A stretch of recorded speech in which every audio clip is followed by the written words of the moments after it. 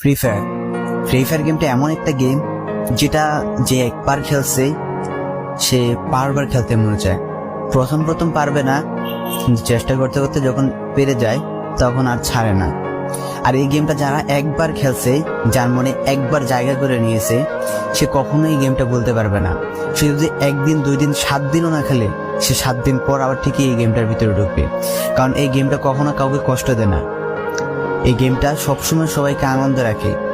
এই গেমটাতে আমি অনেক সময় কাটাইছি, আর এটা আমি কখনো ভুলতে পারবো না। এই গেমটা আমার কাছে এমন একটা গেম যেটা কিনা আমি বলে বোঝাতে পারবো না।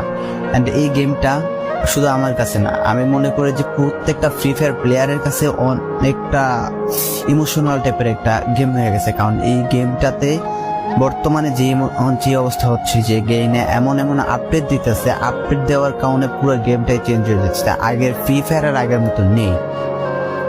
তো এই কারণে হয়তো কোনো এক সময় আমরা এই